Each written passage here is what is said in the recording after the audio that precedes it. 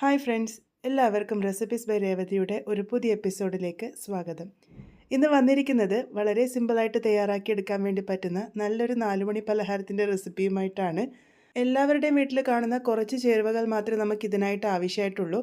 കുട്ടികളൊക്കെ സ്കൂൾ വിട്ട് വരുമ്പോൾ വളരെ എളുപ്പത്തിൽ നമുക്ക് തയ്യാറാക്കി കൊടുക്കാൻ വേണ്ടി പറ്റും. അപ്പോൾ ഇതെങ്ങനെയാണ് ഉണ്ടാക്കുന്നതെന്നൊന്ന് നോക്കിയിട്ട് വരാം. ആദ്യം തന്നെ നമ്മൾ ഇതിൻ്റെ ഫില്ലിംഗ് ആണ് തയ്യാറാക്കിയെടുക്കാൻ വേണ്ടി പോകുന്നത്. അതിന് വേണ്ടിയിട്ട് ഒരു പാനിലേക്ക് ഏകദേശം 1.5 ടേബിൾ സ്പൂണോളം വെളിച്ചെണ്ണ ഞാൻ ഒഴിച്ചു കൊടുത്തിട്ടുണ്ട്. എണ്ണ ഏത് വേണമെങ്കിലും ഉപയോഗിക്കാവുന്നതാണ്. ഇതിലേക്ക് ഒരു മീഡിയം സൈസ് ഉള്ളി നല്ല കനം കുറച്ച് അരിഞ്ഞതാണ് ചേർത്ത് കൊടുത്തിരിക്കുന്നത്. ഇതാദ്യം ഒന്ന് ചെറുതായിട്ട് വഴറ്റി കൊടുത്തിട്ടുണ്ട്. ഇതിൻ്റെ കൂടെ തന്നെ ഒരു പച്ചമുളക് നല്ല ചെറുതായിട്ട് അരിഞ്ഞത് ചേർത്ത് കൊടുത്തിട്ടുണ്ട്. അതുപോലെ തന്നെ 1/2 ടീസ്പൂൺ അളവിൽ ഇഞ്ചി വെളുത്തുള്ളി പേസ്റ്റാണ് ഞാനിവിടെ ചേർത്ത് കൊടുക്കുന്നത്. നിങ്ങൾക്ക് ഇഞ്ചി വെളുത്തുള്ളി പേസ്റ്റിന് പകരം ഇഞ്ചി വെളുത്തുള്ളി ചതച്ചിട്ട് വേണമെങ്കിലും ചേർത്ത് കൊടുക്കാവുന്നതാണ്. ഇനി ഇതിൻ്റെയൊക്കെ പച്ചമണം മാറുന്നത് വരെ നല്ല പോലെ തന്നെ ഒന്ന് സോട്ട് ചെയ്തെടുക്കാം. ആ ഒരു ഉള്ളിയുടെയൊക്കെ കളറൊന്ന് മാറി ചെറിയൊരു ലൈറ്റ് ബ്രൗൺ കളർ ആകുന്നത് വരെയാണ് നമ്മളിത് സോട്ട് ചെയ്തെടുക്കേണ്ടത്. ഇപ്പോൾ ഉള്ളിയുടെയൊക്കെ കളർ നല്ലപോലെ മാറി വന്നിട്ടുണ്ട്. അതുപോലെ തന്നെ ഇഞ്ചിയുടെയും വെളുത്തുള്ളിയുടെയും പച്ചമണമൊക്കെ മാറി വന്നിട്ടുണ്ട്. ഇതിലേക്ക് 1/4 ടീസ്പൂൺ അളവിൽ മഞ്ഞൾപ്പൊടി ചേർത്ത് കൊടുക്കാം.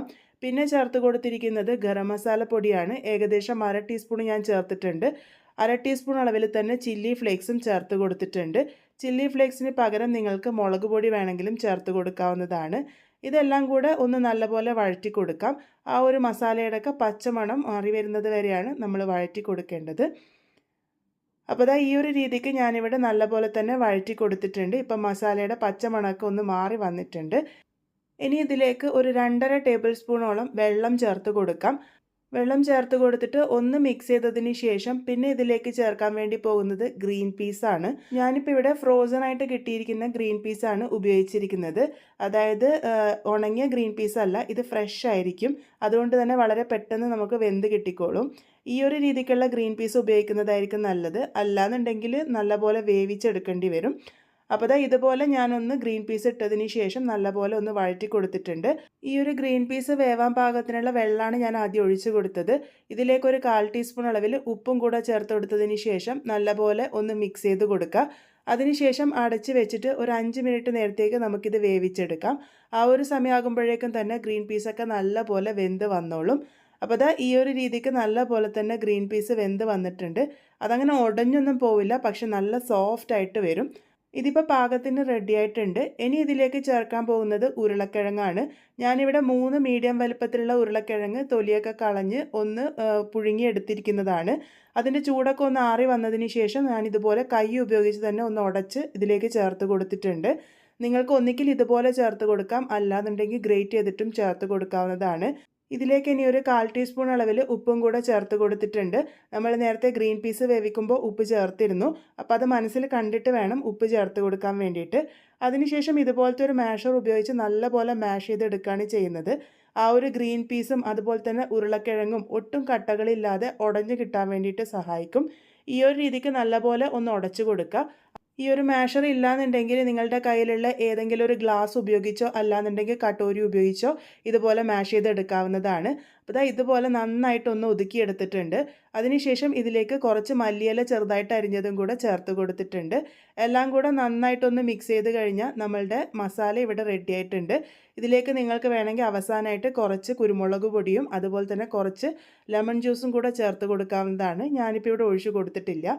അപ്പോൾ ഇത്രേ ഉള്ളൂ, നമ്മളുടെ മസാല പാകത്തിന് റെഡി ആയിട്ടുണ്ട്. ഇനി ഇതിൻ്റെ ചൂടൊക്കെ ഒന്ന് ആറി വരാൻ വേണ്ടിയിട്ട് നമുക്ക് മാറ്റി വയ്ക്കാം. ഇപ്പോൾ ചൂടൊക്കെ നല്ലപോലെ ആറി വന്നിട്ടുണ്ട്. അതിനുശേഷം നമ്മളിത് ഷേപ്പ് ചെയ്തെടുക്കാനാണ് പോകുന്നത്. നിങ്ങൾക്ക് ഇഷ്ടമുള്ള ഷേപ്പിലേക്ക് ഇത് തയ്യാറാക്കി എടുക്കാവുന്നതാണ്. ഞാനിതിപ്പോൾ സിമ്പിളായിട്ട് കയ്യിൽ വെച്ച് ഒന്ന് ഉരുട്ടിയതിന് ശേഷം നമ്മൾ വടയൊക്കെ തയ്യാറാക്കുന്നത് പോലെ കയ്യിൽ വെച്ച് ഒന്ന് പരത്തിയെടുക്കുകയാണ് ചെയ്യുന്നത്. ഈ ഒരു രീതിക്ക് തന്നെ തയ്യാറാക്കണമെന്ന് നിർബന്ധമൊന്നുമില്ല. നിങ്ങൾക്ക് ഇഷ്ടമുള്ള ഷേപ്പ് കൊടുക്കാം. ആ ഒരു സൈഡൊക്കെ ഒന്ന് പ്രസ് ചെയ്യാൻ വേണ്ടിയിട്ട് ശ്രദ്ധിച്ചാൽ മാത്രം മതി. ഇതേപോലെ തന്നെ ഞാൻ ബാക്കിയുള്ളതൊക്കെ തയ്യാറാക്കിയിട്ടുണ്ട്. ഈ ഒരു അളവിൽ എനിക്ക് 10 എണ്ണമാണ് കിട്ടിയിരിക്കുന്നത്. ഇനി ഇത് മുക്കി പൊരിക്കാനുള്ള ബാറ്റർ തയ്യാറാക്കി എടുക്കാം. അതിന് വേണ്ടിയിട്ട് ഞാനിവിടെ 1 കപ്പ് അളവ് കടലപ്പൊടിയാണ് എടുത്തിരിക്കുന്നത്.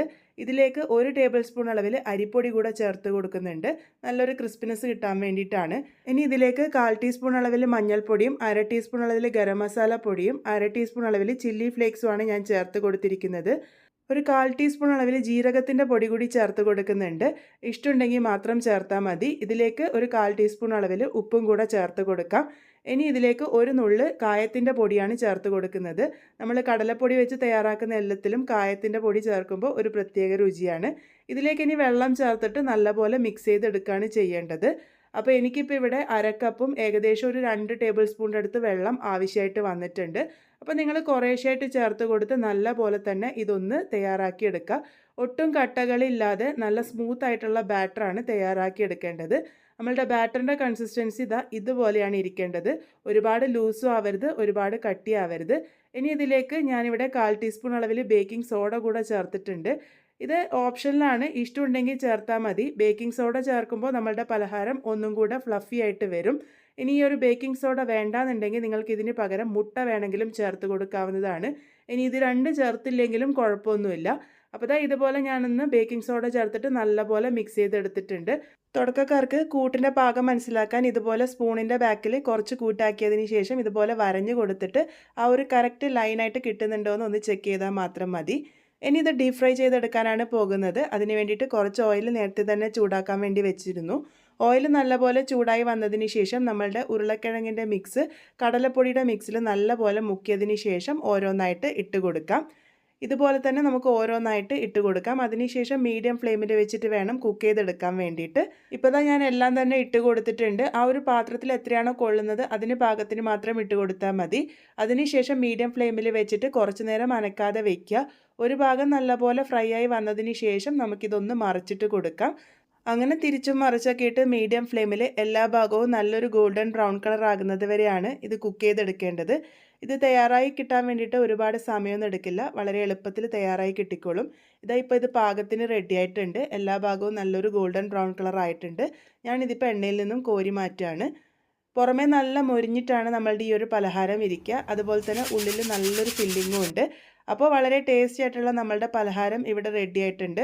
വളരെ കുറഞ്ഞ ചേരുവകളല്ലേ നമ്മൾ ഉപയോഗിച്ചിട്ടുള്ളൂ. അതുപോലെ തന്നെ എല്ലാവരുടെയും വീട്ടിൽ സാധാരണഗതിയിൽ കാണുന്ന കുറച്ച് ചേരുവകളാണ് ഉപയോഗിച്ചിരിക്കുന്നത്. കുട്ടികൾക്കും മുതിർന്നവർക്കും ഒരുപോലെ ഇഷ്ടാവുന്ന നല്ലൊരു 4 മണി പലഹാരമാണ്. അപ്പോൾ എല്ലാവരും എന്തായാലും ട്രൈ ചെയ്ത് നോക്കുമെന്ന് പ്രതീക്ഷിക്കുന്നു.